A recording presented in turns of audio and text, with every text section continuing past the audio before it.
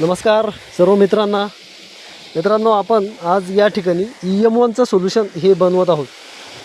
सर्वप्रथम आपण या ठिकाणी यामध्ये 5 किलो गूळ हा पाण्यामध्ये काढून घेतलेला आहे आणि पाण्यामध्ये त्याचं द्रावण हे पूर्णतः आता तयार झालेलं आहे।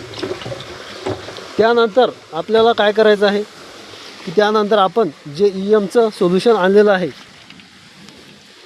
मॅपल EM1 हरियाली, हे द्रावण हे आपल्याला यामध्ये टाकून घ्यायचं आहे। ड्रममध्ये आपण 200 लिटरच्या क्वांटिटीमध्ये म्हणजे 200 लिटर पाण्यामध्ये याचं द्रावण बनवणार आहोत।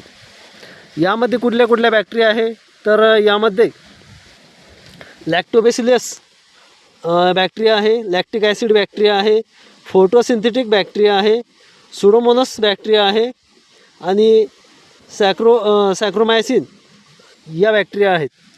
आता या सर्व बॅक्टेरिया या जमिनीसाठी पूर्ण पोषक बॅक्टेरिया असल्यामुळे आपल्याला याचा जमिनीमध्ये फार छान उपयोग हा असा होत असतो।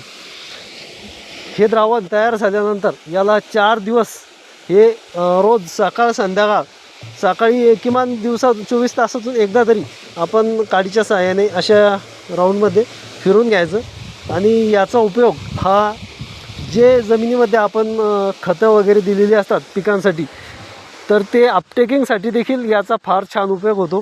तसेच ट्रायकोडर्मा, सुडोमोनास यांच्या जीवाणूंसोबत याचं द्रावण हे आपण ड्रिपद्वारे आपल्या पिकांना देऊ शकतो।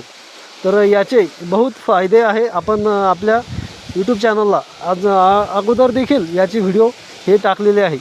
जर तुम्हाला इच्छा असेल तर आपल्या यूट्यूब चॅनलला आपण भेट देऊन अगोदरचे व्हिडिओ ते बघू शकता। मित्रांनो, व्हिडिओ माहिती चांगली वाटली असल्यास लाईक, शेअर आणि सबस्क्राईब करायला मात्र विसरू नका। धन्यवाद।